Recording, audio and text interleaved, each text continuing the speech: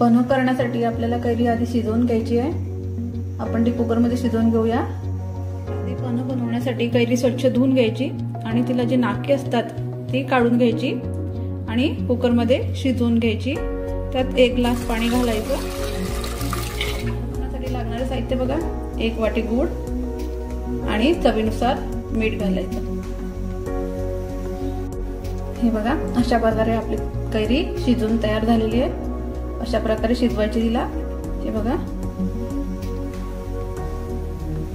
आता याचा आपण गर काढूया। बघा, अशा प्रकारे मी पूर्ण कैरीचा गर काढून घेतलेला आहे, गिठोडाही काढून घेतलेला आहे। आंब्याचा रस कसा बनवतो आपण त्याप्रमाणे या कैरीचा गरही तसाच काढायचा। कैरीचा गर काढून झालेला आहे। आता आपण गुळाचं पाणी करूया। हे बघा, 1 वाटी गूळ घेतलेला आहे मी, तो टाकायचा। त्यात 1 ग्लास भर पाणी घालायचं आणि गूळ मुरण्यासाठी अर्धा तास ठेवून द्यायचं। जो कैरीचा गर काढलेला आहे तो इलेक्ट्रिकच्या रवीने फेटून घ्यायचा। अशा प्रकारे बघा, कैरीचा गर आपला तयार झालेला आहे। यात आपण गुळाचे जे पाणी केलेले आहे ते गाळून घ्यायचं आणि मग या गरामध्ये घालायचं।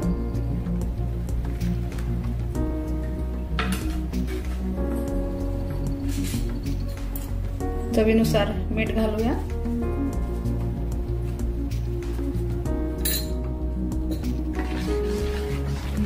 त्याला व्यवस्थित मिक्स करून घ्यायचं।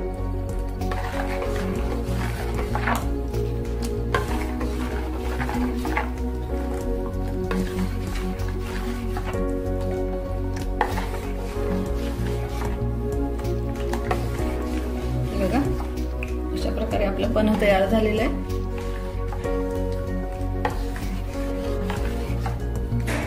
खूप चविष्ट आणि स्वादिष्ट लागते। प्रकारे आपलं पन्ह तयार झालेलं आहे। पन्ह तयार झाल्यानंतर अर्धा तास हे फ्रीज मध्ये ठेवायचं, मग प्यायचं। थंड पन्ह्याची चव खूप छान आणि स्वादिष्ट लागते। तुम्ही करून बघा। पन्ह फ्रीज मध्ये ठेवून 1 तास झालेला आहे। आता प्यायला काही हरकत नाही। मी ग्लास मध्ये पन्ह काढलेला आहे बघा। त्यात तुम्ही लिंबू आणि काळं मीठ घातलं तरी काही हरकत नाही। त्याने पन्ह्याची चव ही छान चविष्ट लागते। तुम्ही करून बघा।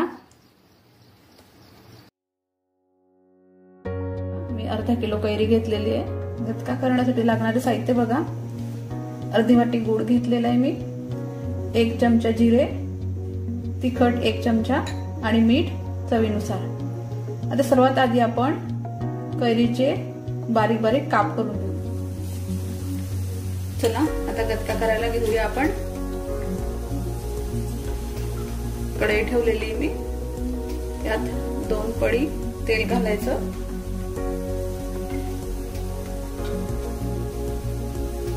2 पळी म्हणजे 2 टेबलस्पून तेल घालायचं।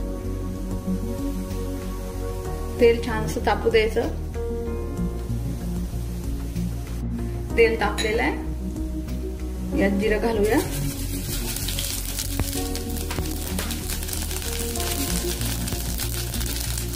जिरं घातल्यानंतर आपण ते कैरीचे काप केलेले आहेत बघा, ते त्यात घालूया।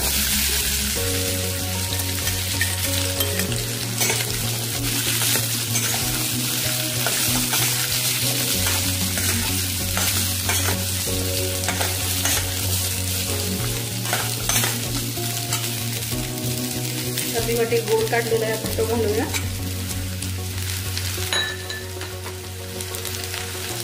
एक चमचा भर तिखट आणि चवीनुसार मीठ।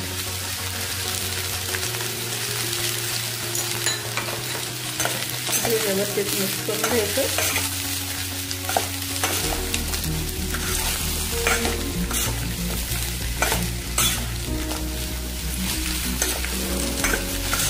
10 मिनिटांमध्ये आपण गच्चा तयार करू शकतो।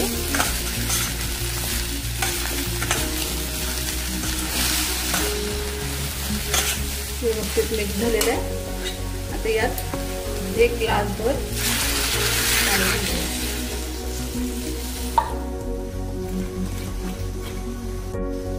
अजून अर्धा ग्लास पाणी घालूया. बघा छान व्यवस्थित गदका शिजायला लागतो.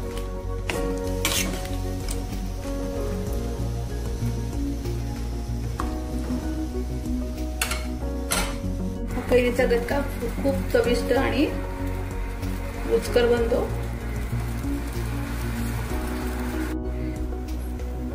कैरीचा गदका तुम्हाला घट्ट हवं असल्यास तुम्ही कमी पाणी घाला, पातळ हवं असल्यास जास्त पाणी घाला. आता मला पातळ हवा होता म्हणून मी अर्धा ग्लास अजून पाणी घातलंय. या कैरीच्या गदक्याला कैरीची भाजी सुद्धा म्हणतात, जे मुलं पोळीसोबत फार चवीने खातात. हे बघा आपल्या गदक्याला छान अशी उकळी आलेली आहे. आता यावरती मी झाकण ठेवून देईल आणि 10 मिनिटं शिजू देईल. अशा प्रकारे कैरीचा गदका आपला तयार झालेला आहे. छान असा घट्टही झालेला आहे.